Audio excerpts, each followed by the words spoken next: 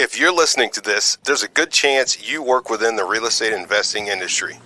There's another good chance that you would like to increase the sales of your products or services. Well, you're in the right place. United States Real Estate Investor is a platform you need to place your brand directly in front of your target audience. With our focused, growing audience of real estate investing beginners, enthusiasts, and seasoned professionals, you can continually reach our captivated viewers and listeners with ease.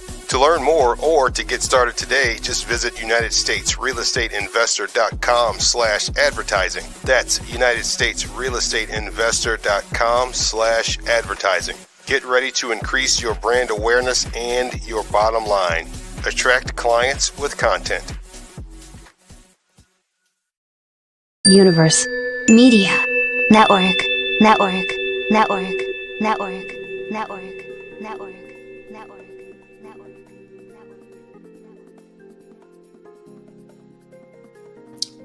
Welcome to This Month in Real Estate Investing, where we separate the noise from the news. I'm your host, James Brown, and I show people how they can make safe, secure returns through our pre-vetted passive investments. Feel free to download our ebook, The Astute Investor, the top 10 mistakes investors make and how to avoid them. You can also join our private investor club, so you get exclusive opportunity alerts that we don't advertise to the general public. Just go to acceleratemycapital.com.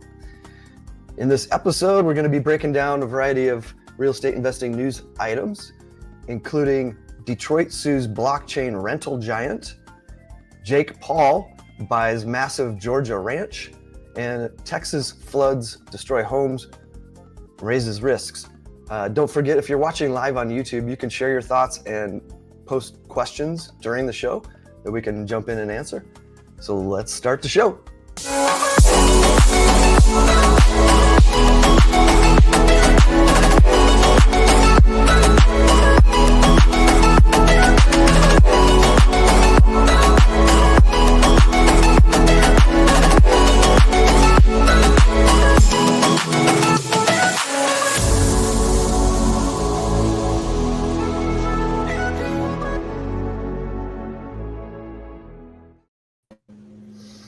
All right, our guests today are Paul Anderson and James Wang. Paul, why don't you jump in first and just let people know what you're all about, your background in investing and stuff. Awesome. Thank you, James. Good to be back. So everyone, my name's Paul Anderson.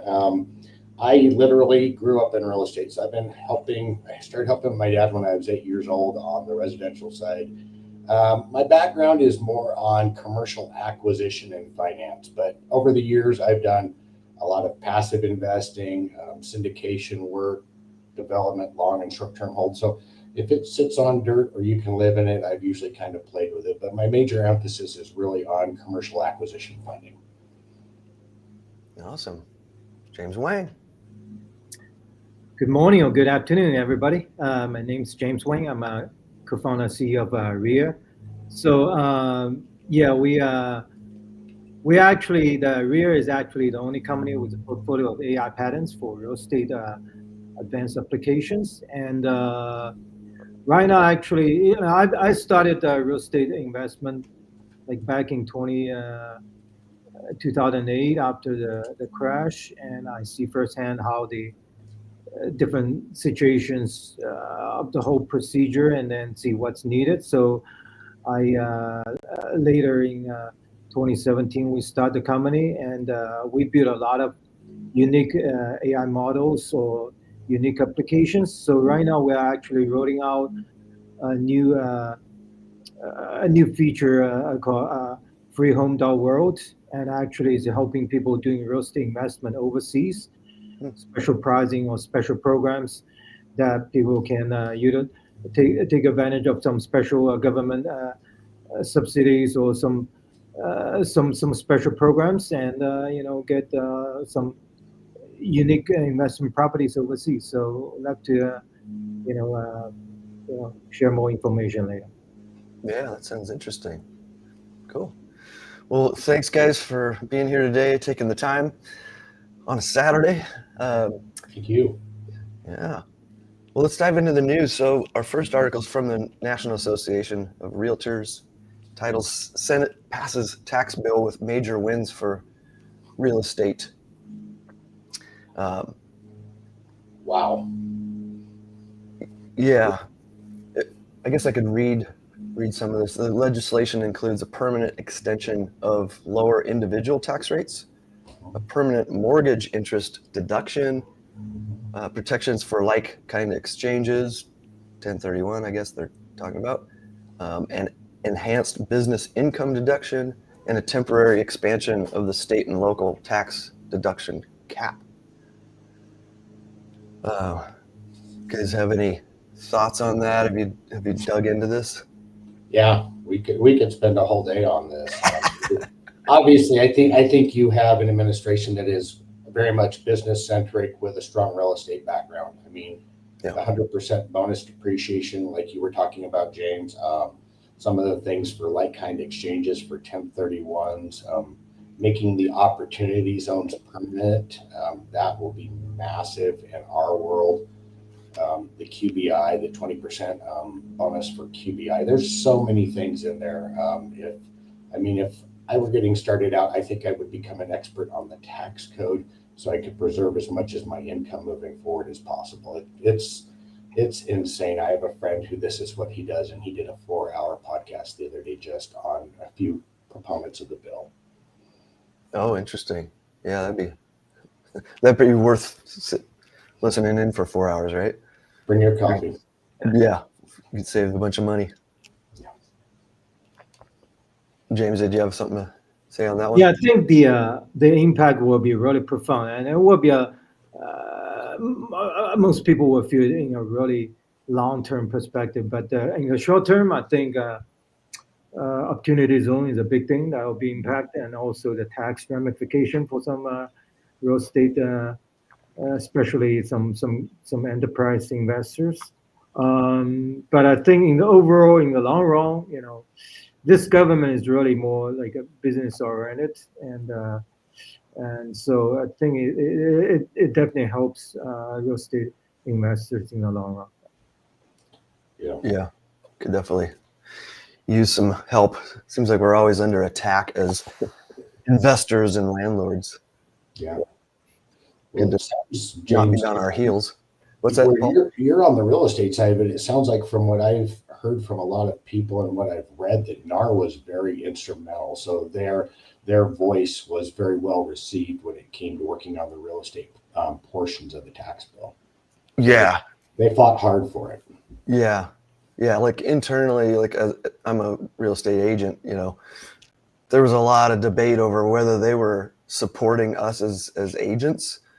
So they were taking a lot of arrows in the back from people, and people saying, "Oh, we're just going to get rid of NAR and not be required to join."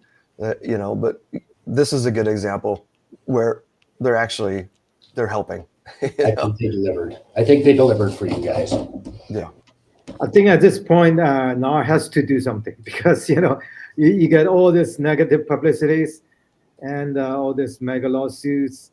So, and also the Clear Corporation, that's like a very bad for their public image. So they have to, and this might not be purely an NAR's effort. I think there's a lot of enterprise investors, major corporate landlords. I think they also might be playing a big role in this all this initiative. So it's collective effort. But I would say NAR they can be quick at claiming credits, whatever.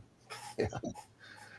Well, that's a good pivot to our next article, actually, about Clear Cooperation, which you mentioned. So from Real Estate News, Compass, which is a brokerage, for those that don't know, a real estate brokerage, has not and will not adhere to Clear Cooperation. So just to kind of define what that is, Clear Cooperation requires realtor affiliated MLSs to publish listings, properties for sale within one business day of the property being publicly marketed. So there's a bunch of debate over that's kind of heavy-handed, that we shouldn't be required to list it on the MLS. So Compass has jumped in and they're like, we don't believe in this. So they're taking some arrows in the back. A lot of, I don't know. I could get into this. Do you guys have any comments on this from your perspective? You know, all of our industries, innovation and is created in a lot of this chaos and that disruptor type mentality. So I was reading about this leading up to the show yesterday, and I'm thinking, you know, they're, to your point, they're going to take a lot of arrows for it, but I bet there's a lot of people who are going to tend to gravitate towards that too. If you've got more of that kind of rebel, fight the system type thing that want to buck back, I think for them it'll probably, James, I mean, we know how brutal recruiting can be out there. This is probably a great recruiting tactic for them. Yeah, I think so. It's interesting. I'm with EXP Realty, which is a huge, very like industry disrupting. I mean, we've changed not me, but I joined because I was like, man, these guys have it figured out.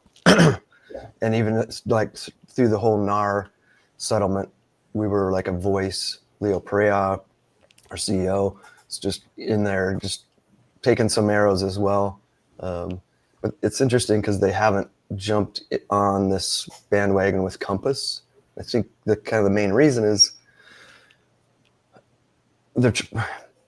if you think about maybe the reason they're not going to be posting on the MLS is they want to take a listing that they've got with one of their realtors and share it internally and try to have another agent pick up a buyer and keep it all in-house basically. Mm-hmm. But the downside of that is probably hurting that seller because they're not out on the MLS and all of the syndicated sites that it goes out to. So I think it's more in the best interest of Compass. That's just an opinion of mine, but that's how I see it and why they're taking arrows, because other people see it that way. And so that's kind of the breakdown. Well, could James, could you see another forthcoming class action lawsuit coming from sellers who end up listing with Compass and going, you didn't give us full market exposure because you kept it inside of your own ecosystem? Yeah. I mean, we saw this coming even from the beginning of the first lawsuit. Like, okay, and this is kind of a specific thing with the clear cooperation and Compass, but yeah. And guess who's going to make a bunch of money on that? There could be two sides of the story, right? I mean, yeah, there could be another mega lawsuit saying the practice was in a way like trying to protect the interests of the of the MS, not the interests of the grassroots consumers, because some people prefer privacy, some people prefer some exclusivity. Then you have to favor MS. So I think that's correct me if I'm wrong, James. So I think I read something that Compass CEO Rafkin was actually, I mean, on the air, not on stage, but was actually debating EXP's CEO regarding clear cooperation, because Compass was saying that, especially Mr. Rafkin was saying that MS was monopolizing the industry, utilizing your infrastructure, saying everything has to go through MS platform. But on the other side, really not necessarily from a consumer perspective, but on the other side, like I think EXP and even Zillow was now standing behind NAR, was saying this is actually, because I mean it's just been going on for like the whole century, right? Almost a century. So I mean everyone used to it, and this is the way it is. And MS, of course, MS want to keep the way it is. And I remember when this first China came up, that's way like around COVID times, right? The first came up, it just hot debate, and I heard like some friends from different MS groups, and they were just all some NARs, a different board. They were just debating heavily, and this being NAR adopters even was internally was a big controversy, and a lot of people object to it. But I think overall it's good for their management. It's good for MS. Whether it's good for consumers or not, or good for some brokerage like Compass or not, I'm not sure.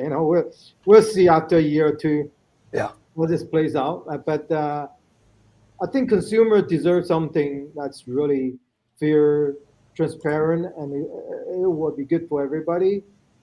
And maybe if they have some other alternative solution that better for consumers, better for MS, that might be better, right? But MS right now, they only look at the way they've been operating, and they were saying, oh, you have to stick with this, with our system.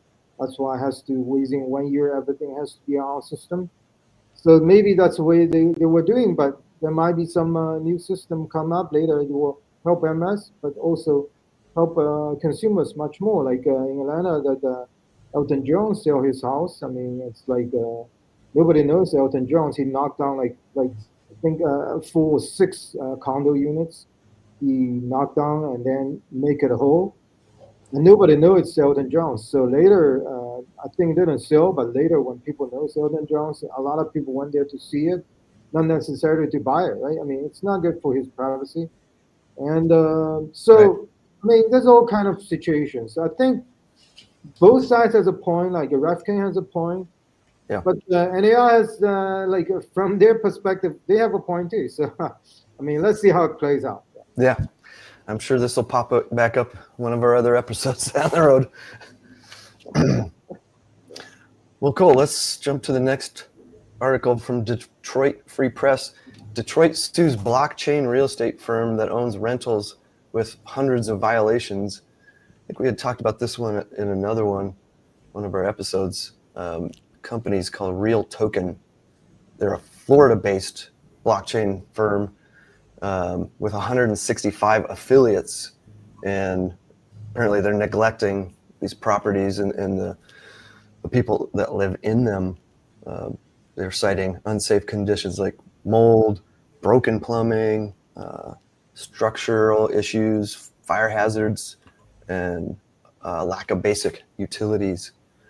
There's a couple gals, they're seniors, and they said they were without water for months. So it's interesting, this whole blockchain based investing.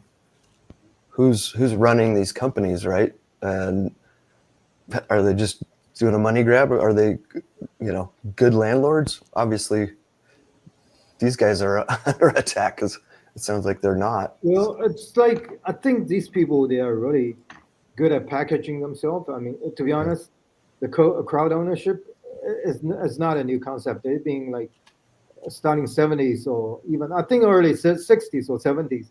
There's a lot of people, some groups already started doing co-ownership, right? I mean, you own like 1/10 of the property, and you share like maybe you can have like 2-3 weeks a year, time of this for this condo sitting on the beach.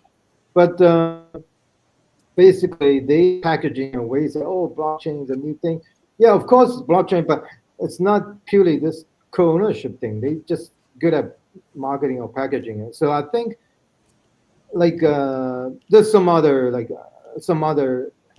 what blockchain apps, not just these two, but there's some other. I don't want to mention the names, but I don't want to market for them. But basically,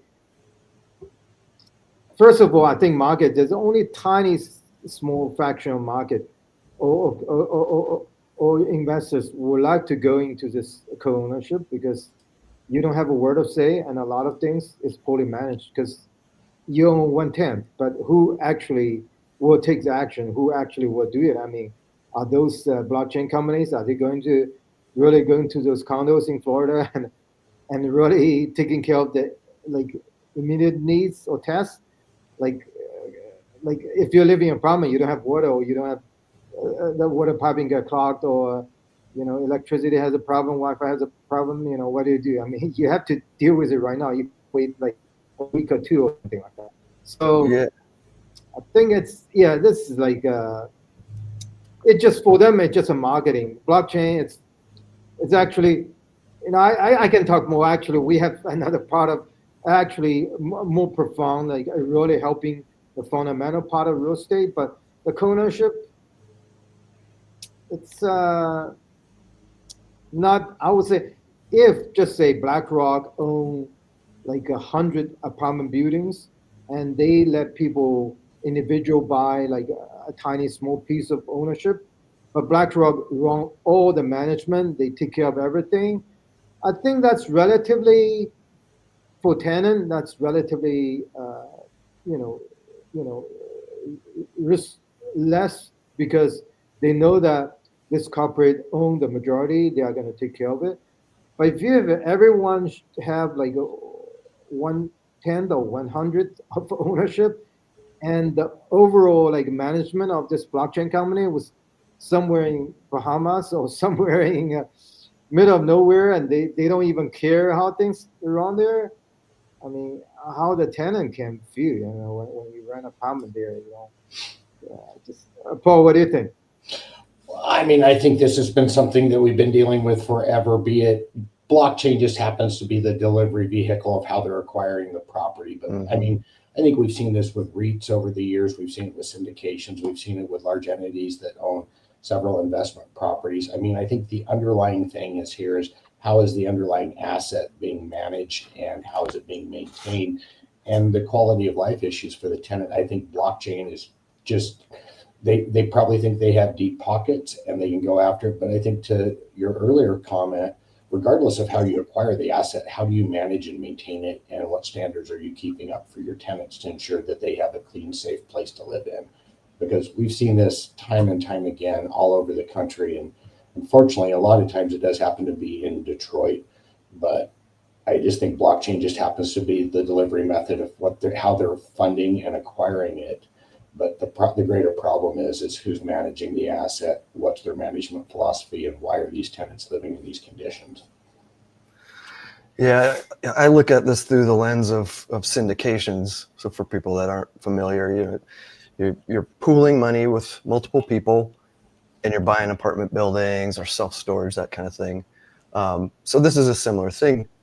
I'm assuming, based on most of these like blockchain platforms, it's fractional ownership, where it's smaller amounts, like it might be $5,000, which opens it up to these investors that they don't have a background in real estate. They want to get in. They don't know how to do their due diligence on the operator. Obviously, like, these guys are under the gun because it sounds like they're not good operators. And with a traditional syndication, there's SEC regulations. You can raise through friends and family. There's limits to how many people you can raise from. Otherwise, you're raising from people that you don't know, but they have to be accredited investors. They've got to be making $200,000 a year or have $1 million in assets besides their home.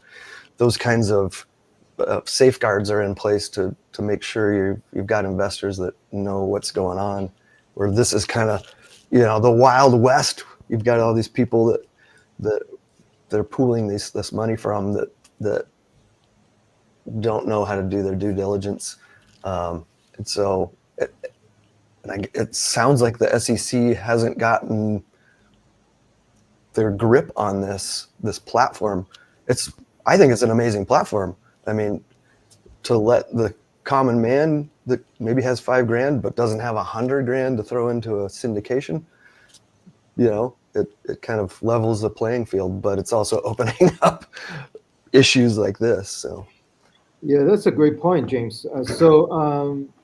Yeah, don't get me wrong. So, there's definitely pros and cons. The approach definitely bring the level the playing field for a lot of like some people has extra few thousand here and there, and then they can put it in the market, do something, which is a good thing, right? If it's well maintained, it's well planned, it's well managed, and that's definitely a good thing.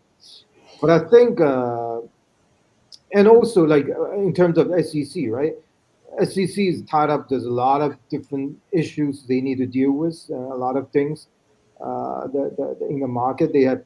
So the blockchain side, there's a lot of things. That's why they're trying to crack down on the what's the company that sponsors the main stadium in that they're based in BVI. I forgot the name. But anyway, they went down. So it's a big thing because the blockchain side is not well understood. It's not well, so structures. A lot of people, especially from SEC traditional perspective, it's not the traditional security.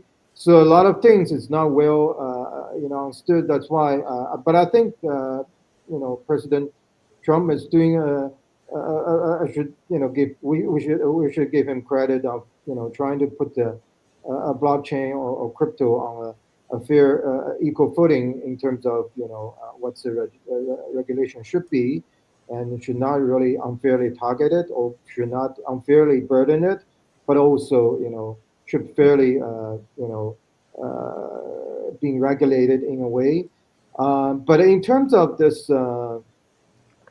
What is the point you raise? I think this is great because ordinary Joe would not understand which area, which city, which town, what kind of property, which high rise will be good for them to invest. So, what property they can put in their 2000, and or maybe another property they can put it in another mall. So there's no way for them to. So they just randomly do this and that, right? And if this blockchain company was just kind of spammy, and then they might be losing this money.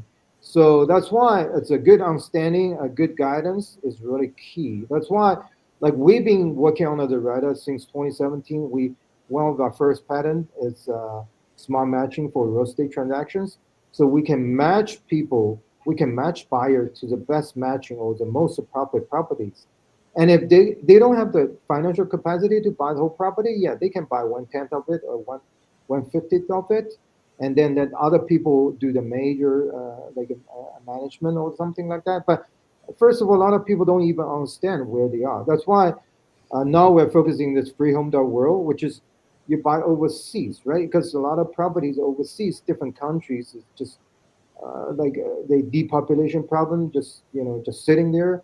And but we can help people. But there's a language problem, the regulation, different governments, different local government has different policies, and nobody really fully understand. And also, which country, which area, what province, state, and what property is really good for you. So we can match people, we can guide them through. That's the thing.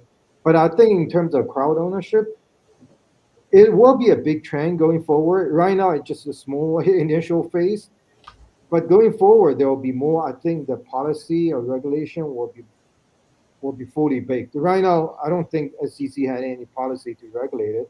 And in this situation, the lady doesn't have water. What the blockchain owner, what kind of responsibility they should show there? I don't think those people. They might be based in BVI. Nobody can do anything on them. But there should be something like coming up, fully regulated, so people feel more trustworthy when they put it in your hardworking owned like 5K to it, and you will see benefit. Yeah. Well, and I think all of this comes down to consumer education.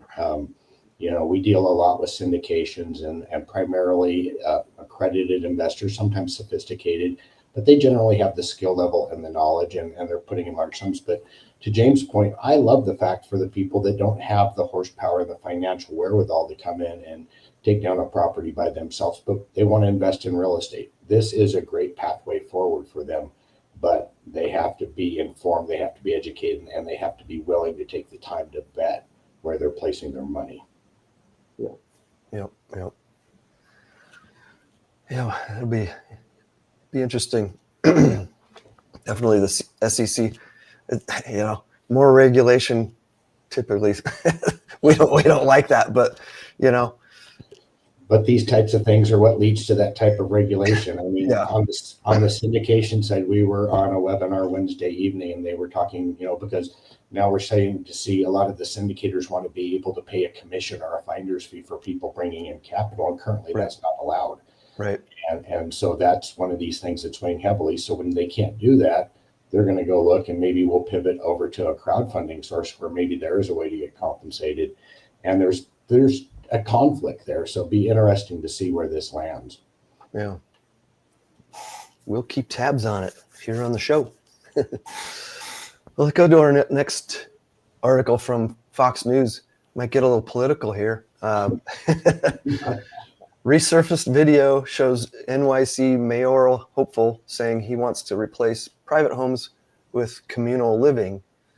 Zoran Hamdani, a Democratic Socialist candidate for New York City mayor, he's facing criticism from a 2021 video where he's talking about communal housing. So this is kind of up my alley with co-living. I think that's basically what they're talking about, like renting out homes, single family homes by the room. So so let me just give some background. Affordability is a problem, right? For rentals. Denver specifically had Pad Split, which is a big company like Airbnb that does the marketing, vetting of tenants, residents. They came to Denver specifically to open up their, I think, 21st market or something about a year ago.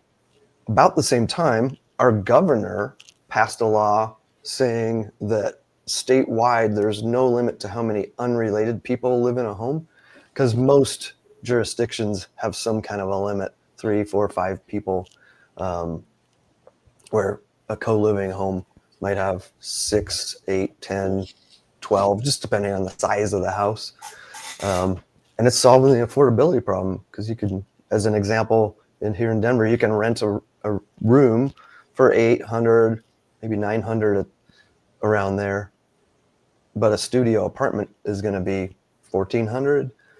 1-bedroom apartment, $1,600. So, like I've had people that were living in their cars when it was hitting -7 Fahrenheit during the winter, that they were living in their cars. They could afford, barely, but they could afford renting a room. So it's solving that affordability problem and the homelessness problem. So this mayor sees that as the solution, but he's taking arrows because there's backlash with other residents that live in the same neighborhood going, oh, I don't like having all these people living in one house. So that's my kind of overview of what's going on there.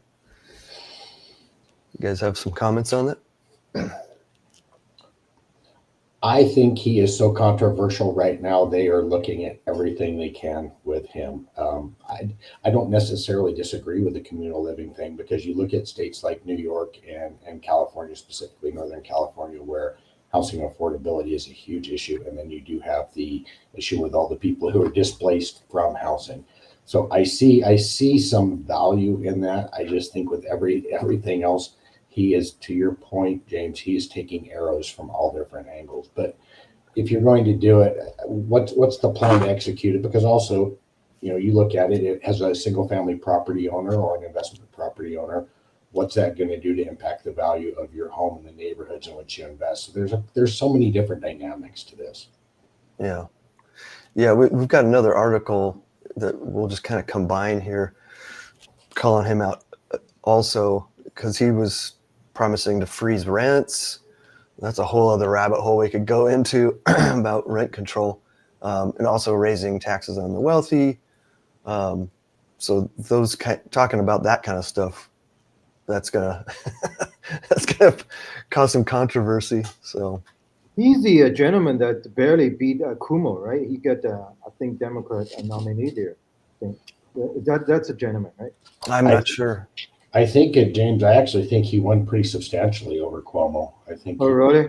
Okay, yeah, because I didn't read the news exactly because I thought like initially Kumo was supposed to be win the primary, but he won it. But yeah, this is interesting. Remind me of I have some friends from Venezuela. They were saying, their house was after people left, their house was sitting there, and then the government just encouraged people to just move there, live there. They're saying if the house is idle, you live there, and then you become the owner. So I think they were using that as the way, and also like I was actually happened to be watching some programs last night about they were talking about when China used to be a, there used to be a they call it like the government who lost the civil war fled to Taiwan is a nationalist government. So it used to be like like business oriented, like proper justice system. But when the communist army win the civil war, so they let a lot of people. If you own like if you're living, I was watching this. This is like ironic. This guy was saying his family used to live in this house like 3 floors, and they just let ordinary people come in, like full families, like every family take 1 or 2 or 3 rooms. So basically, this 3 floors being split it into like 5 different units, and people cooking on the doorways or whatever, and I stare. Like, it's just weird. But that's how I think in the some. That's why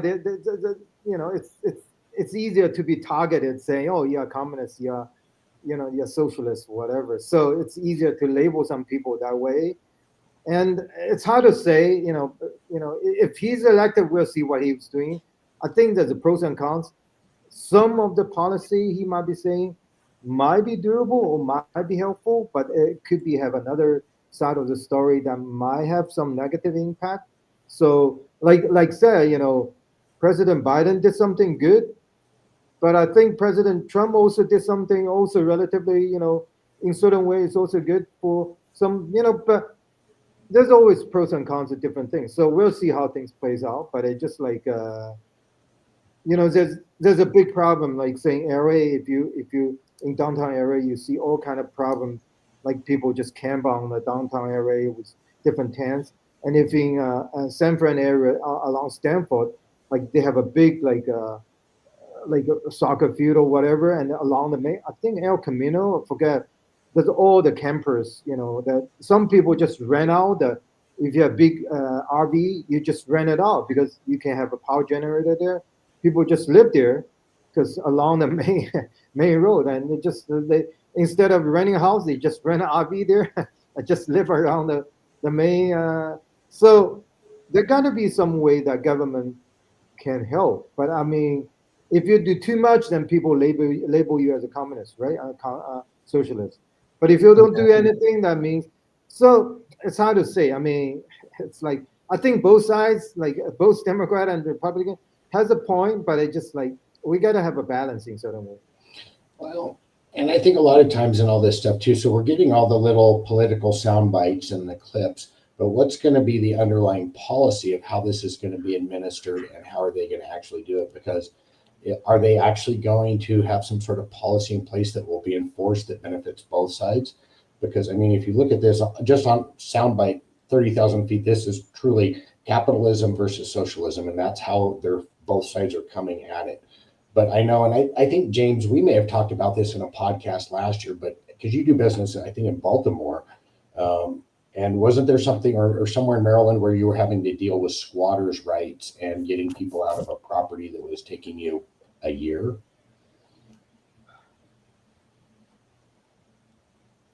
Yeah, that's a big topic. And actually, matter of fact, actually, I wrote a book called The Next Gen Real Estate Tech. And right now, we're actually working with some groups, some communities in Atlanta, like some homeless or underprivileged communities. It's a big problem in the major metro areas. And there got to be something that need to be done to help people. And actually, we're partnering up with some builders. We do like 3D printing houses and to help people. But it won't solve everything, but it has to be gradual steps, little by little. And like the first pattern we have, the smart matching. I mean, we can match people based on their capacity, based on the capability, based on their preference or personal needs or living styles. But for homeless, what do you do? I mean, some people has expertise or some skill sets, but they cannot get a job or they couldn't find a job. They were thrown on the street. They got to be on that some way that society can help them, right? I mean, certain things. And if you put them in a temporary place, like I heard like in LA, every time the election or there's something, they put those people in a temporary place to look better or whatever. Or maybe Yeah. not necessarily LA, but some other. There got to be some solution there. We're trying to find something, but it just like I think it's a collective effort. Yeah, but all too often I see when you're seeing all these campaigns and all these primaries and stuff, I feel like a lot of times they're pandering to a constituent base, because that's their people. That's ultimately who's hopefully going to get them elected into office. So how do you find that balance? Like in his article, he talks about all landlords care about is making a profit on their property and not finding housing solutions for people. Well, if we can't make some sort of a profit, nominal or otherwise, why are we doing it? And we can't be housing people for free, and we can't be taking losses on our property. So I think, getting a better understanding of where they're wanting to go with this would be really interesting. Because to me right now, it's all politics. It's all sound bites. It's 3-second videos. It's headlines. Tell me your policy. How do you plan to roll this out? How do you plan to implement it? How do you plan to protect everybody? Because ultimately at the end of the day, so is the city of New York going to just buy those properties at fair market value from the current owners and take them out, and then they're going to be responsible for administering that? But then what's going to fund the administration of that? Because they've already got one of the highest tax bases in the United States. Are you going to pack additional taxes on top of it? Because I think back in May or June that Los Angeles just passed another quarter. They just packed another 0.25% onto their sales tax to help fund more homeless initiatives, which never seemed to go anywhere. So I would love to see somebody come to the table with something that benefits everybody and both sides of the equation. So maybe we could come to the table and talk about it versus being so divided one side or the other. Yeah, that's a great point. And also the local government, they have to plan it very well. I was studying the city planning in Naples in Italy, because there used to be a lot of historically there's a lot of crimes there. So the local government's very interesting. They plan some buildings, very interesting architecture, like those kind of not really pyramid, but something like that, communities. And then it's good. I mean, a lot of underprivileged, families, they get to they move there. It's I'm not sure was it free or maybe very low price. But then because it's not planned, it's not like forward looking, not visionary planning. So a lot of families they live there. It become a crime center in a way for some of the buildings. I mean, there's a lot of crime happen. Those young kids they don't have a job. They get together, do a lot of bad things. So I mean, there need to be a good planning, right? I mean, that's the thing. It's good to just put a mass, facility where those underprivileged or even homeless people can stay. But what they will do when they stay there, is anything you can help nurture their some like some jobs or some doing some services and foster a positive life back on the right track. That would be good, right? But if you see like I saw those like those videos like what happening in that neighborhood, I feel bad. I mean, it's a beautiful city, but because certain planning, it's good initiative, but it just like some steps down the road, it didn't follow through or didn't, and then something bad might be happening. Well, and I think I go back in and I look at it from a systemic standpoint. So I think I want to say the governor of New York, her name's Hochul or something of that nature. She was speaking the other day because she's very upset about the new tax bill that passed and some of the cuts that are going to affect her state. And she came out and she gave some number like 30 to 40% of her state was going to be affected by the Medicaid cuts, and how horrible that is and how we can't do that. So from a private individual who gets up and goes to work every day, I turn around and look at that and go, has the leader of your state, the governor of your state, what are you doing to increase economic growth, create economic opportunities, bring jobs to your state so you're not dependent on the federal government to take care of your constituents and your people. And I've seen that state time after time after time shoot down big industry, chase off big industry, do all these things that will create great white collar household formation jobs. But yet then they turn around, they've got their hand out to the federal government going, we need more funding because we've got issues because we can't take care of our people. So it's like, are you part of the solution? Are you part of the problem? And now all of a sudden we start to see the federal government tightening up and this funding going away, and all the states are going, we hate you. We can't stand your policies because they directly contradict ours, but we can't survive without your funding. So I find this to be a really interesting dynamic. Yeah. Well, hey, let's take a break and learn about one of our partners. Are you worried about where your money is headed in today's unpredictable market? At Accelerated Capital, their investors tell them that safety and security are their highest priorities. They want to wake up every day knowing their hard-earned money is working hard for them.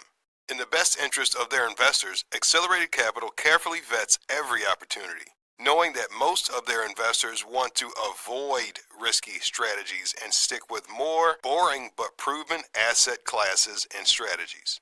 Accelerated Capital's team of seasoned real estate experts and financial strategists value long-term relationships and transparency. They're also there to help investors find a fit for their own personal goals. Accelerated Capital has options for both accredited and non-accredited investors at any stage of their investing journey. Visit AccelerateMyCapital.com to download a free copy of The Astute Investor and join their Legacy Wealth Collective private investor club. Or click Schedule a Call to book a short Capital Accelerator call today. To get started, visit Accelerated Capital at AccelerateMyCapital.com. That's AccelerateMyCapital.com. Accelerated Capital. Accelerate your wealth with alternative investments. All right, let's get back into it. From MoneyWise via Yahoo Finance, real estate CEO warns of growing exodus as people have given up on California. But where are they going? It's a long headline. Yeah, I think if you're paying attention, you know that a lot of people are leaving. They cited high taxes. Already talked about that. High housing costs and restrictive policies. So,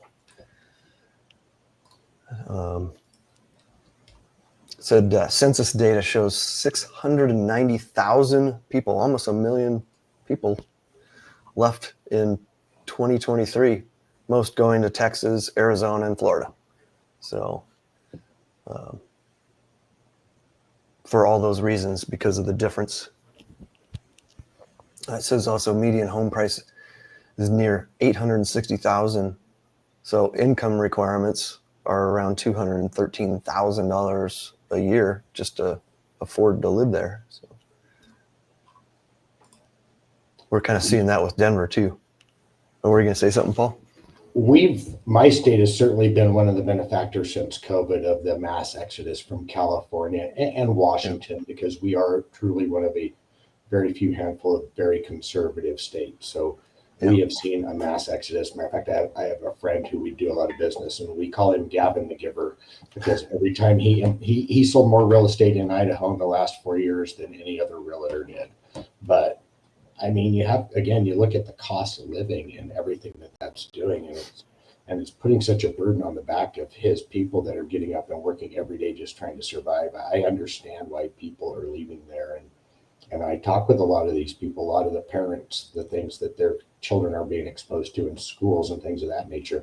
It's not how they want to raise their families. So they really are at kind of a interesting point right now. As I think they're probably one of the most divided states. And we saw that in the election, with the exception of some very few politically powerful pockets of California. They really flipped the script in the last election as far as blue versus red.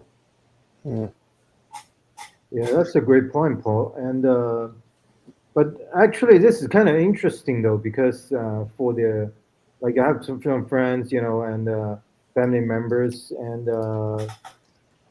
the school there become very competitive because the education system there, public school, private schools, they really encourage diversity, and also they encourage people's creative thinking. So in terms of education, I think the education in California is relatively different, a more like a unique side compared with a lot of other places.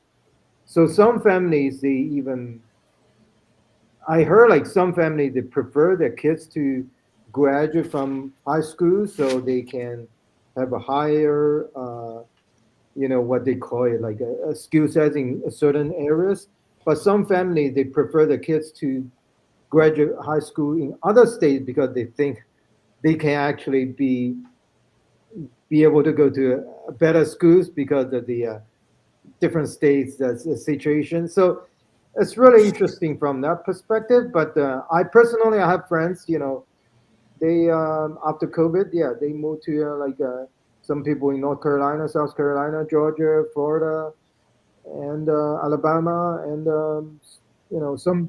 I have some friends. They actually, communities in San Fran, and they end up living in South America because it's remote working, and it's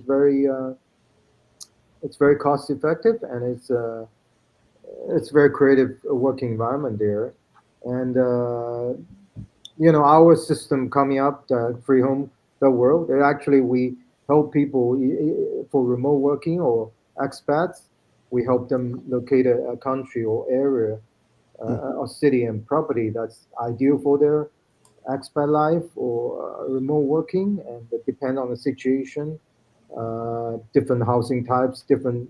But I think it's like everyone's situation is different. But overall, the tax burden in California is really high. I mean, I heard like everyone you talk to them, they will tell you, I pay like 10% tax. Most people say 10% tax for state income tax, and they say it's not worth it. But for some people, it's worth it. Some people, it's not worth it. And also the property tax, right? It's not based on the overall universal level. It's based on when was the last time the house was bought, and maybe the house was bought by 50 years ago by 200K and now worth 2 million, but they were still paying the tax based on the 200K. So that's another thing that a lot of things, I think it's pros and cons. There's a various things that need to be considered for the local governments, but I don't know. It's hard to, even for like a governor Newsom, right? I mean, it's like for him, I'm pretty sure he has a lot of ideas, but even for him, he cannot like change quickly, So. Well, he tried to be moderate for about 3 weeks when he did his podcast and then went right back. So he gave it a shot. Yeah. So what's interesting though is I think for all these states that are getting this mass influx, Florida, Texas, Nevada, Idaho, all these outlying states. So like here we have a massive influx of Californians coming in. But they're still deriving their income because they're working remotely or they're pensionees from California. So we have the benefit of them coming into our marketplace, but we don't receive any of the income tax. So they still utilize all of our services. They still need medical. They still need emergency services, law enforcement, all those things. And for us, they have, because they're coming from such high cost areas. So when they sold their home, they had massive amounts of equity. So our housing market exploded since 2015. The home price, the median price here has tripled, and wages have not kept up. So we have, for local people, affordability is a major crisis. So we have a lot of out-of-state people that have made housing unaffordable for the locals, and yet we're not collecting any of the income tax that they generate. And so over time, it'll be really interesting from a macroeconomic standpoint to see how all these states that are getting these mass influx are going to deal with this. That's a great point. Hadn't thought about that. It's retirees. Wow. Well, hey, let's go to our next article from NBC4 New York. NJ, New Jersey, real estate investor and influencer charged in multi-million-dollar scheme. I'll just kind of read this. Cesar Humberto Pina, a 47-year-old New New Jersey investor and influencer known as Flipping NJ has been indicted for orchestrating a multi-million-dollar Ponzi-like scheme, laundering drug proceeds, and bribing a Patterson official tied to a development project. They're saying he defrauded dozens of investors by promising returns of 30% or more. That might be a red flag, right? And misusing funds for personal and business expenses and paying older investors with money from new ones. Hey, that sounds like a Ponzi scheme. Yeah, it's about laundering narcotics-related cash in a sting operation and offering bribes for zoning favors. Boy, this guy had all of all the things in play, it sounds like. And he's facing over 70 years. Wow, he was a sophisticated influencer. So wow. Yeah, boy. I hadn't heard about it until I read this article. He's Gee whiz, that's a lot. yeah. I don't know. Any thoughts on that? I think it goes on all the time. I think, and I mean, like you said, 30% return, there's a red flag. And I don't mean to be biased, but when I hear influencer, to me, that's automatically a red flag. So you're a Instagram or a TikTok guy who now I'm going to help you invest in real estate. That would right there for me, that would scare me. But that kind of goes to our earlier point about education. So many people are just willing to, they take what they see on TikTok or Instagram because they're so impressionable, and they'll throw their hard-earned capital behind that. And that's where, unfortunately, that's where the need for more regulation comes into play to prevent these sorts of things. Well, shows the power of being an influencer and leveraging these platforms. Yeah. But use your power. Do good things. Just for good things. Yeah. James, you got any comments on that? Yeah, it's nowadays this kind of influencers. You see all kind of people. Some of it's good initiative. They help people be more knowledgeable. Spread some information. But some of them just purely for their own self-interest. Right? It's like, but if you're just promoting some like normal products, $10-$20, it's like okay, but it's like real estate investment is a big thing. Some people like their blood money. I mean, they work 10-20 years. They have like extra 20K and or 50K. They want to put in some place where it really help their retirement and help them live better, in the long run, right? It's not like, and then they use that money. And it's bad. There's always some good people, some bad people, and it's the law has to really fall. And I think there's some loopholes for him. Otherwise, it won't be that easier for him to keep on doing this and such a large scale. And if somehow people can find out, detect, like in an early stage, to have less victims, always better. It seemed like this guy did in a very large scale, and it's just like, what's the name? Flipping New Jersey. I mean, that's like, and to be honest, I'm a member of some association, real estate investor association. There's a lot of those names like that.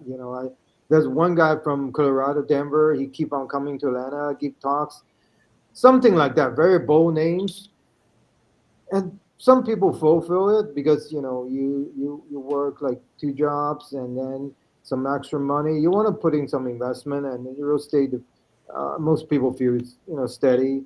But how do you do it, right? How do you put it? If you put the money with him, but you don't know what he will do. He did some flipping before, make some money, but you don't know whether he will keep on using your money properly down the road. So there's got to be some balance and checks, and I think that's some laws or regulation has to keep up with all those things. But there's always bad people, so we have to be aware. Yep.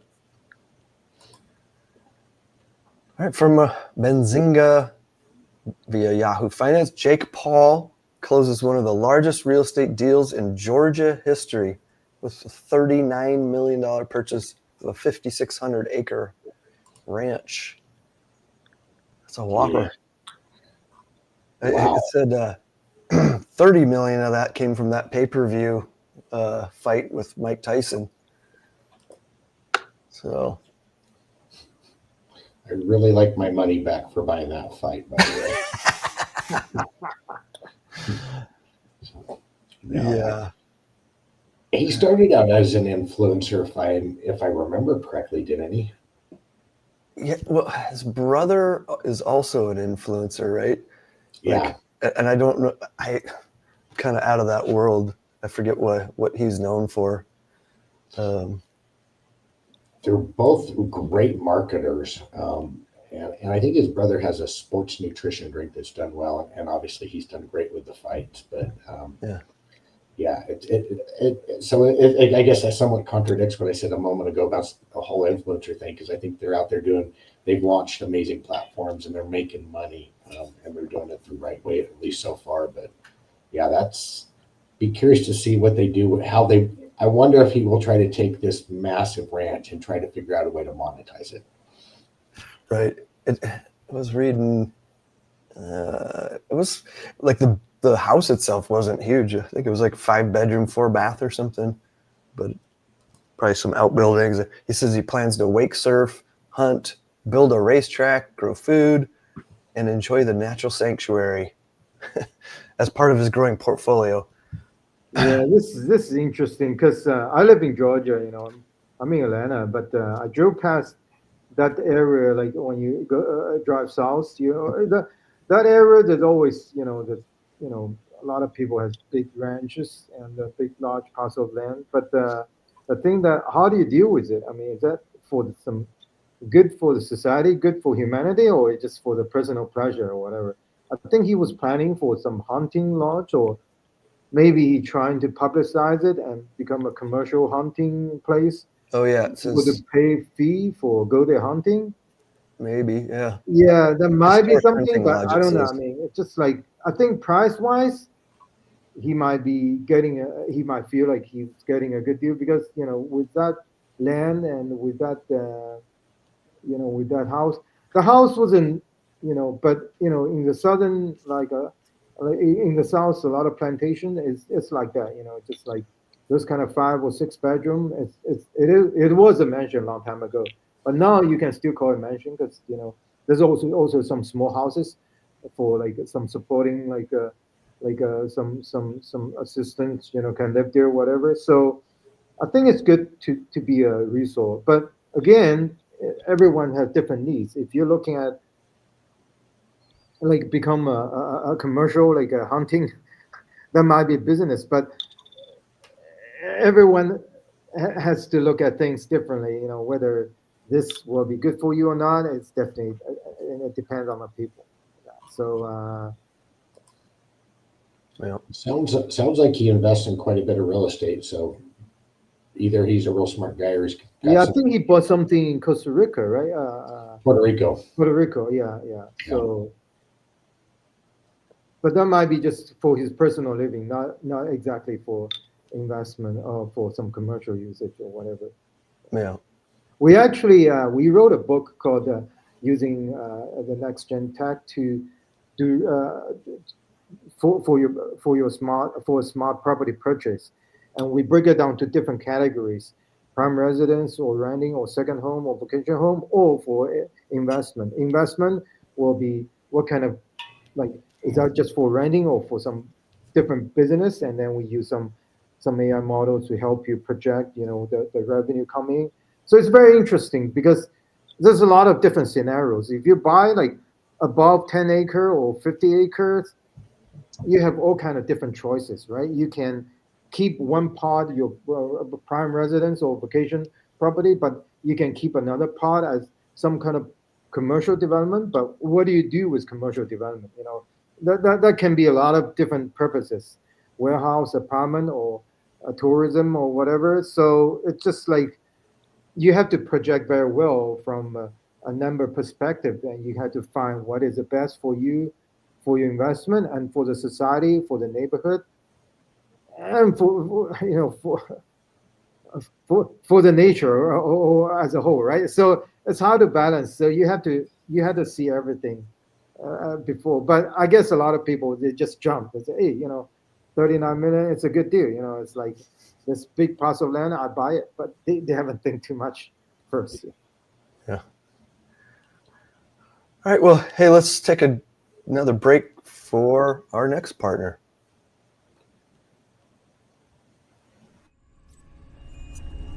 It's finally time to effortlessly attract new clients. Learn more at universemediapublishing.com. Are you looking to elevate your business through exceptional content? Universe Media Publishing is your gateway to success. We understand that in the world of business, content is king, but not just any content. Your business deserves content that captivates, convinces, and converts your audience into clients. At Universe Media Publishing, we specialize in crafting SEO-rich web content, persuasive copywriting, and marketing copy that resonates with your audience. We don't just write, we engage, we connect, and we deliver results. Imagine your brand's voice amplified, your message crystal clear, and your presence dominating the digital landscape. That's the power of partnering with Universe Media Publishing. Don't let your business just blend in. Stand out, be heard, and make an impact. Connect with us at Universe Media Publishing, and let's turn your vision into reality. Visit universemediapublishing.com today. Your story, our expertise, together, we'll create magic. Okay, back to the show. From United States real estate investor, Massachusetts Inferno exposes hidden dangers in senior housing investments. It says 9 seniors were killed when a fire tore through the Gabrielle House assisted living facility. Boy, that's not good. It's tragic. Yeah, it's sad. So the event signals soaring insurance costs, heightened regulatory scrutiny, and a wave of lawsuits for owners of older facilities. So, no bueno. I know there's a lot of money to be made in assisted living. I've got a buddy here in Denver that's just gone crazy. He's got so many doors, properties, and he's a good person that does things right, cares for those people, not gonna let things slide like that. And obviously there's regulations they have to abide by, but you also have to be thinking about it like, hey, maybe there's no regulations, but still want to make sure your people are protected. So there's, like I said, there's a lot of opportunity. The silver tsunami is here, basically, right? Like, We're in it. we're in it. Yeah. Yeah, it's pretty sad because I used to, I worked in a company after I graduated, I got my master's degree, and I work in a company, we have a facility in Fall River. So I drove there many times, and it's a really nice place, and people are very nice there. So it's a tragedy. But I think that a lot of senior house, I mean, it's just like the management, that's the thing. There's a lot of things you don't take like pre-active, steps to make sure everything's well managed, and just people tends to be reactive, not proactive. That's a problem. That's why, we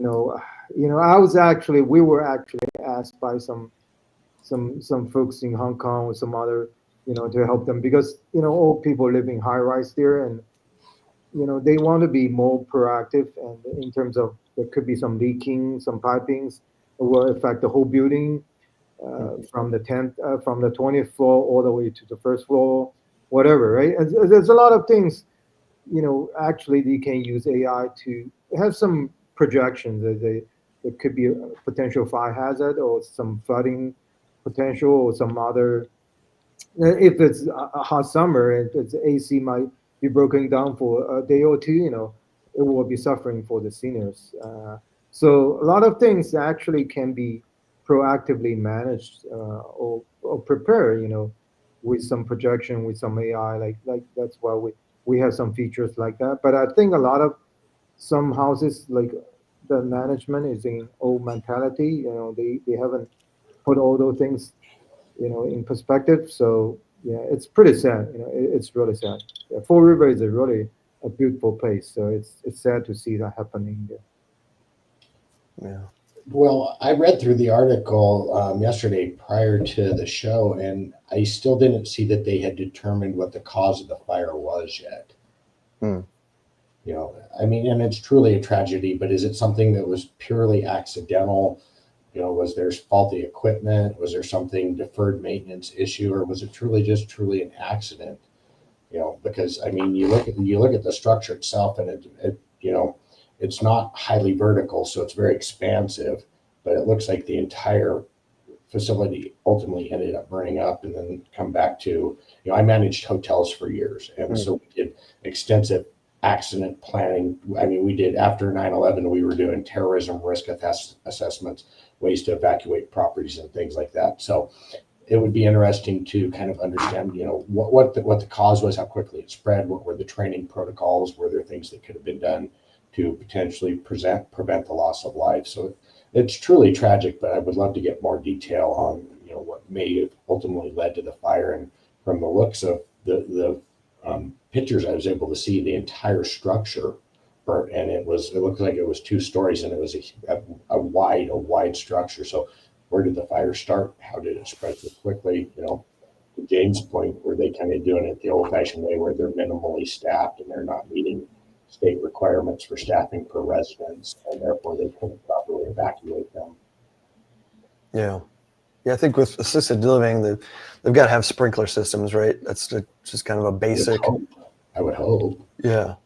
So in that perspective, this is really interesting, Paul. This is a really good point. Like in that perspective, you got to give the Chinese communists some credits, because they have monitors everywhere. Basically, in one way, it's for the public safety, but in another way, it's also good for their monitoring, whatever, for their monopoly, whatever, right? So, I mean, there's some good things. Maybe we can learn from it. I mean, why we don't have that enough, cameras, and also you have to tie it up with a lot of AI models to it, so we can project, say, hey, based on this pattern, there's certain, and if you have enough cameras in the senior center, you can even project these maybe some certain residents there might have tendency of certain issues, and you can proactively do something. But now they're just like old facility; they don't even think about revamping it or whatever.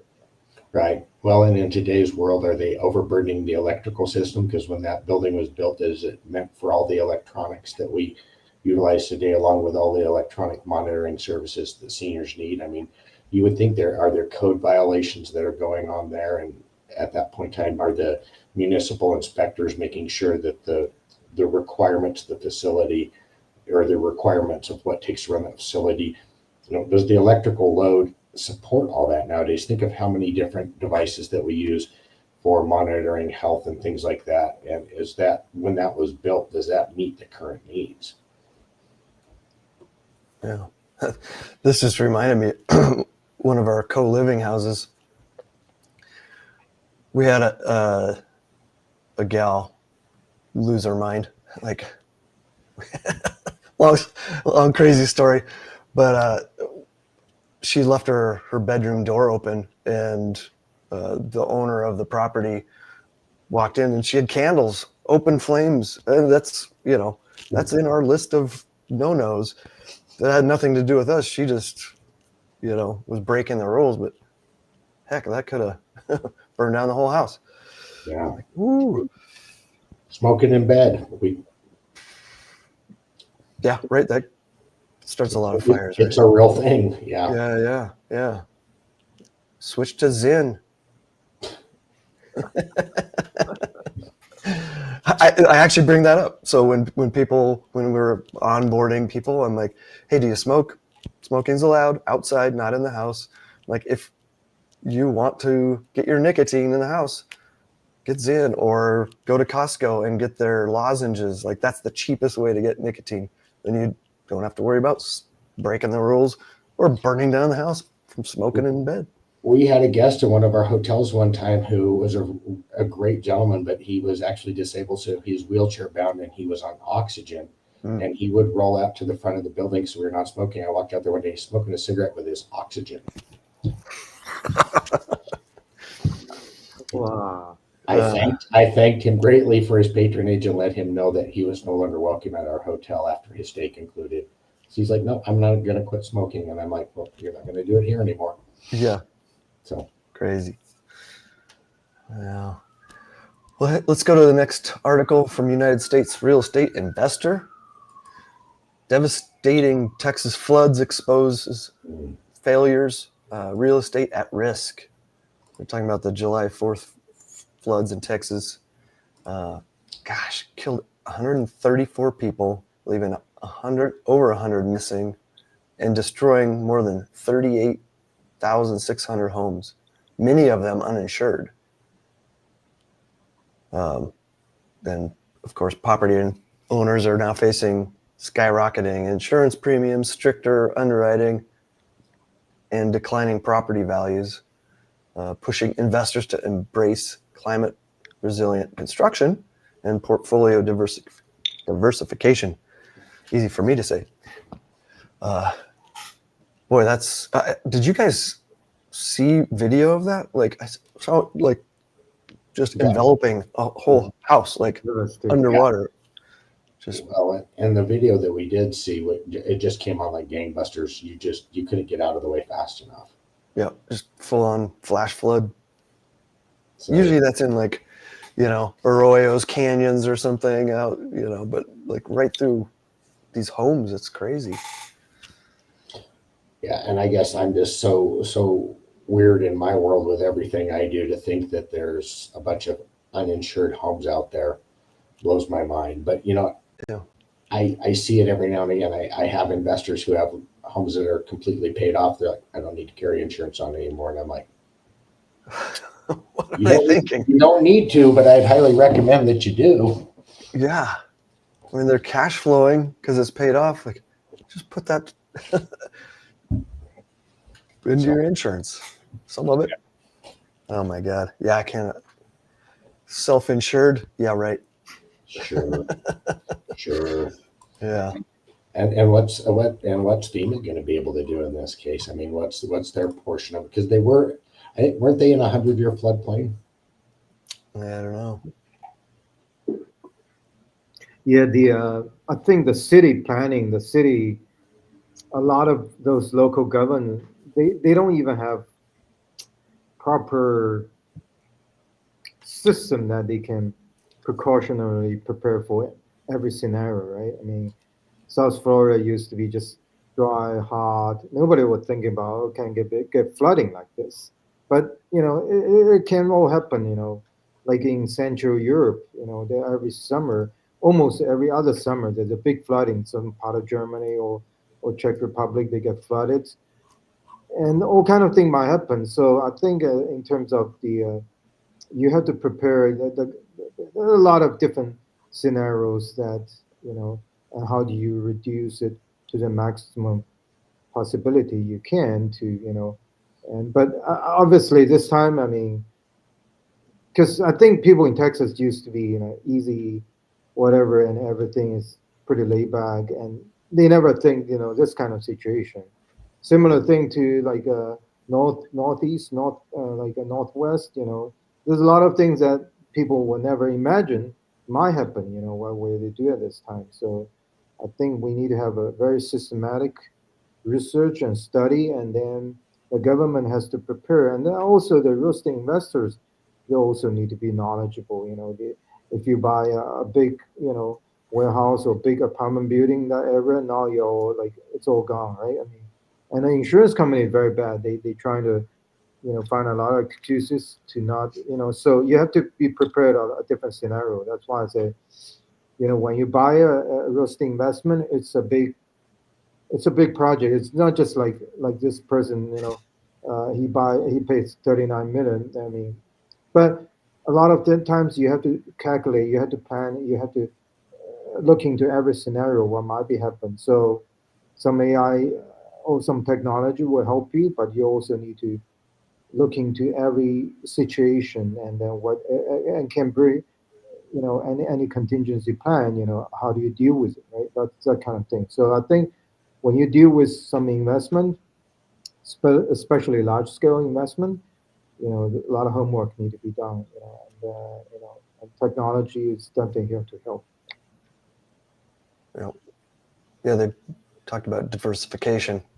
I mean, that's one way of kind of putting a stopgap. Don't buy everything in Kerr County or whatever, Yeah. right? It might. It's tough though, because there's economies of scale, like buying apartment buildings or buying a bunch of single family homes in one county. It's like, oh, I can use those economies of scale and cash flow more, but the flood took out all of my properties. Like, yeah, so might want to buy maybe even in California. Yeah, no, like after the area, like forest fire, right? I have some friends living the Pacific Palisade area. I mean, just even right now, they can move back. And what do you do with your property there? And now it's just like flat. And just like, and some people just say, you just sell it, or you're going to rebuild it, or you're trying to be fire, using the fire retardant material or what. But even with that, some people say, oh, when your forest fire come, it was still damaged, a big part of it, whatever, right? So, but the government doesn't have there was fires. But I remember I was in there, like I was in Santa Monica once in October, and we saw a fire from Palisade. We saw like from the distance the Palisade, the fire come up, but then it was this. I think it was just it was put out like in an hour or two. But this time was just obviously was not even fully prepared because normally in January there was normally a raining season, and this year there's no rain that time. Mm-hmm. So trying to imagine if the fire just started and it happened to rain that week, then it will be all gone, right? Because there's no rain that whole month. That will make it the worse. So that's why this same thing in Texas flooding. I mean, if it normally doesn't happen, it just happens. So how do you deal with it? But what's your emergency preparedness? What are your systems and structure in place in case these things happen? Knowing that they most likely won't, but then all of a sudden you have a situation like this where it actually does happen, and they don't have the systems and the infrastructure to help alert their people and to deal with this. And it's truly tragic. I just hope that you take, be it Palisades, Hawaii, Texas, what we saw in the Carolinas. I just hope that with all these things coming, we can figure out a better way to work to come up with systems and things to mitigate it. We're never going to prevent it, but how do we mitigate the damage, the loss of life, and make where these things are not as catastrophic? Because Mother Nature, I don't think we have any control over that. We're going to get what we're going to get on any given day, but how do we learn from these things and move forward so we can try to mitigate that risk? Yeah. Okay, let's go to from Valley News. New Hampshire developer who is admitted to fraud charges has a long trail of projects she abandoned or was forced to drop. Robin Alexander, 63-year-old developer from Manchester, New Hampshire, is admitted to state and federal charges after leaving a string of failed projects and investors with millions in losses. Known for promising community-focused redevelopment, she instead misused over $3 million from 2018 to 2024, diverting investor funds for personal travel, groceries, and unrelated ventures.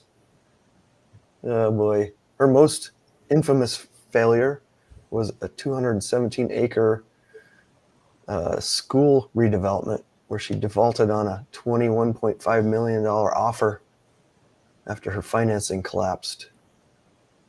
So that looks like they're going to bar her from future securities dealings. There's the guardrails. She's not a quitter. That's a good one. Yep. She's got going to be forced to quit. not of her own accord. Oh boy. Wow. There's no lack of news items in this, which sucks because it really, it hurts us as investors and, people putting deals together with investors. They see this stuff in the news and they're like, oh God, we all get painted with a broad brush as you can't trust the industry, and it's wrought with fraud and corruption. But looks like I looked at this last night. I mean, she's done this numerous times over the years. It's like, how does this, in today's world, how does this not get vetted out? Right. Even by the principals that are standing behind it. I mean, looks like she had some pretty big cap investors in there who were very sophisticated. They have resources for these things. Yeah. I know, we've done some syndications and did background checks on everybody that was involved. And, something popped up on one of our guys. So we had to say, hey, you have this background. We're going to have to move on without you. So, because it reflects on all of us. $50 for a background check would have saved a lot of grief here. Mm-hmm. Yep. That's too bad. I just can't wrap my head around it. Yeah. Some people taking huge risks. I mean, like that other guy facing 70 years. Like, is it really worth it? Like, you can make lots of money in real estate investing without scamming people and risking going to prison for 70 years. Legitimate money, and you can. Well, so you mentioned, James, you do syndications, and we've done a lot with syndications. One of the best things you can do in the world is perform, because your reinvestment rate multiple goes up significantly. Yeah. And what do we want? We want investors for life. So if we do what we say we're going to do, we deliver the product and we deliver the end result. It's not hard to go back and say, hey, we've got another project. Would you like to? Well, of course we do, because you performed on the last 1, 2, 5, however many it's been. But that's that grab it all now and run away mentality, which is I don't get it. We want our investors. We would love to have 100% reinvestment rate because we're doing things the right way. Yeah, it's just swimming upstream. Just do the right thing. Yeah. Well, hey guys. And this is all New York, New Jersey, New Hampshire. So what's with new? Anything with new is not working. Yeah, right. Good point. Yeah. James Wang, did you have a comment on that one before we jump into our fun news item? Yeah, this is another story that, it's just some people. I remember I saw something like one guy in New York. Actually, he lived in Rhode Island now, and his grandparents left him land somewhere along island. It's never developed, and it's a real thing, right? It's just a true thing. And then one day his neighbor called him, and then there was his neighbor said, "Oh, I didn't know you started building your beachfront property." And say, "Hey, I didn't build nothing." And it turns out that someone with the same name in South Africa sold the land to some guy, and according to the county record, it's a guy who owned it, but it's just the guy's same name, but it's a different. So, there's all kind of fraud that might be happening, but this lady, I don't know how she did it. She already been caught before. How can she do that? And this property was like, it's just so bizarre. It's like 217 acres, like a redevelopment, and a loan for what, 22 million. Mm-hmm. This just how did she pull it off? It's just weird. Was she purposely? She was thinking to do something, but then she couldn't, manage to do it, or she purposely misled everyone even from the beginning. I don't know, but this whole thing was, yeah. Well, and I read that it was a school redevelopment. So are there any government municipal funds there? Again, who is watching over these things? To your point, James, anytime even if I do to do a builder, just to build a home. We do a lot of vertical construction lending. You want to buy a development or you want to take down a lot, we're going to approve you. We're going to do a full background check on you for a $400,000 home. Yeah. I mean, I'm just like, and the tools are out there. Go to this website, fill this in, we'll get a report, authorize it. And it's just interesting when you see these massive numbers and then you see these little tiny things that could be done to prevent the whole thing. Yeah. Well, let's jump into our fun news item from Fox News. Humanoid robot performs medical procedures via remote control. Using this Unitree G1 robot. I think that's a Chinese company. I think I just saw that in the news the other day. They're equipped with robotic hands and remote teleoperation. So the robots successfully perform physical exams, emergency ventilation, intubation, and ultrasound guided injections. And that's sophisticated, right? It's pretty cool. Pretty cool. I wonder how their bedside manner is. As good as some other doctors, I'm sure. Probably sometimes it wouldn't be very hard, so good for them. Yeah. Warm hands and good manners. Yeah. It's really pretty cool. I think this is really interesting to read, to see the news about those. We got to give some credit to some of those Chinese people, like entrepreneurs. I mean, they are very creative. I mean, regardless of whatever the situation in Asia, but some of their entrepreneurs are but I think to survive, they always try to find a way to, think out of the box, right? I mean, I saw like in some New Year gala, like they have some like a dancing by the robots. I mean, it's just very sophisticated dancing movement, and the whole squad, whole squad of those robots, they dance all together with the same movement, and they throw something, and then the one hand, and then the other hand catch it. And this like a medical was going to a new level. I mean, this you do like operation.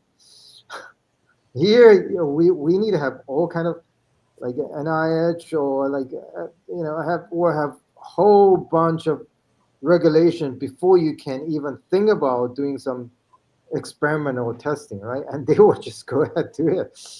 This is really going to a new level. Yeah. Especially like I remember a long time ago, when I was doing a different technology startup, that time like they were saying TechCrunch was having an article say one company was trying to do some remote surgery using some doctor on one side, one state or one city, and just use some movement or cursor, and then to operate a person on another city. But that one was, I think, later was just totally experiment, and they couldn't even operate on a real person because NIH was. But I don't know how those Chinese, the government will say on those. I mean, but obviously they're very, like very adventurous to try this, because you try this on a real person.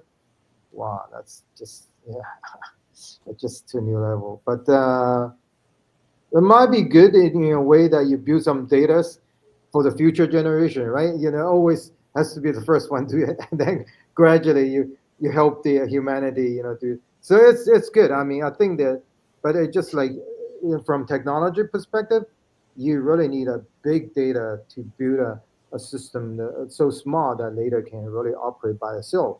So maybe the Chinese side, they already have a big data. They can afford to do that, but I don't think we can in US we can do that, because right now our healthcare data is all fragmented.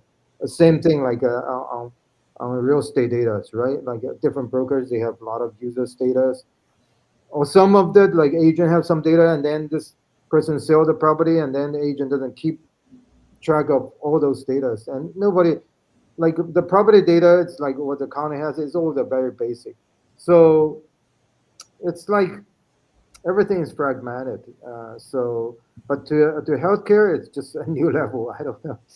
I really have this is really a lot of work for them if they really be able to pull this off. It's a lot of work because you need to build a big system and AI models that you can remotely operate. I mean, it's not this is not a yeah this is more sophisticated than brain surgery. I remember Ben Carlson when he was doing the primary debate, he was saying, "Oh, I'm a brain surgeon, and I know how like a like which means like other people doesn't know how to do things." But this is even more. You have to have all the data. So you have to have the models. Yeah, then you have to be able to do it. So Yeah. you know, kudos if they really did that. Yeah, I agree with James. I think it's fascinating, but the modeling and the analysis that has to take place, because no two people are going to be the same. So all factoring for all those different variables per individual, be it your height, your weight, your body composition, all those different things that would have like to intubate somebody. That's incredibly difficult. My first wife was a hospice nurse, and that is an incredibly difficult thing to do, and to do it correctly without hurting them and damaging them. Um, to think that a robot can make that analysis and analyze that and do that correctly without damaging the patient is incredible, Yeah. and do it in a timely manner too. Sounded like it might be remotely controlled by a human, but even then, like, That you disconnect. Like, they're probably just looking at a screen, and yeah. so my question is for you guys: how do you picture maybe robots with construction, building construction? I mean, we got a lot of humans involved in building stuff. We already have, pouring concrete buildings, 3D printing and stuff. Like, I can see them scrambling around, laying We're out help, wiring or whatever, we're helping finance a company right now that they build structurally engineered panels using AI for homes, and it is insane. They can build about 1,000 linear feet of an 8-foot wall every 90 minutes on these lines that they use, and it's all AI modeled, and you put everything in there. And so this facility that they do, they can turn out a 1,500 square foot home, the exterior walls for it, in literally about 2 hours. Wow. Yeah, and it takes Yeah. 4 people to run this plant. Yeah, And Paul. So Paul, we definitely let's talk off the line. There's a lot of things we can discuss. We are actually working together with a partner. They are doing 3D printing, and we're planning like building some communities in the southeast. With totally AI empowered from the initial design to actually, I'm not sure whether you know the design part, but like a BIM and also schema. There's a schema and also so BIM system. Actually, the BIM's co-founder is actually talking to us, and he started a company called Schema.ai, and it's actually trying to use some AI to advance or even improve the design, probably new building design to a new level. But there's not really like so we can bring real deep AI to it to help them even go further. But this partnership with the builder, with our building partner, is more profound. So basically, we can come in from the initial design to optimize the like modular building, 3D building, 3D printing, and all those things. So instead of taking like a 8 month or 10 month or 1 year to build a house, we're talking about like a few weeks, right? I mean, or even quicker. yeah, You can get a whole house done. And then the process we can use AI to optimize it, schedule, material, everything can be streamlined. So then when the house was finished building or even started building, we can use our system because we have the pattern. We can generate a listing within like 10 seconds. We can generate a new listing based on a lot of customized, and then we can match to buyer. So like we can put in MS much more efficient, and then based on the existing way of selling house, a lot of work, a lot of manual effort, but through our system, agent can do much easier, and we can sell the property, much faster. So from design, build to sell, that's the whole procedure we can we can streamline, we can optimize. So we're definitely working on this.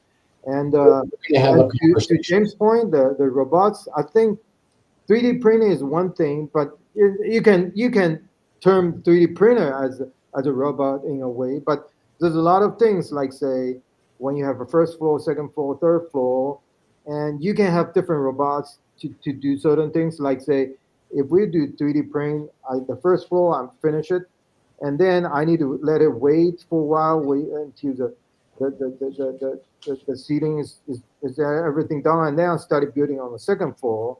But there's a lot of different modules that have to be added on. It's not necessarily from 3D printing, and all those things can be manipulated. Not manipulated, can be processed by robots, right? And different kind of robots. It's like when Henry Ford has a Model T, right? He doesn't have assembly line of workers, but in the beginning assembly line worker, but later become a more like machines can do a lot of basic things. And I think that's what it will coming soon. But it's just like a lot of, but people nowadays they are afraid of why this construction worker will go. Are they going to be losing jobs? No, I mean they can do more sophisticated stuff. I mean the basic part can be done by some system or machines, right? And then the construction worker can do things. It can build a more perfect homes, whatever, something like that. So we always talk about massive shortage of houses. So this is a solution: speed to market, cost efficiencies that can bring. And what I'm looking at is these engineered products are in a lot of cases so much better than a stick built home, because they are precision engineered.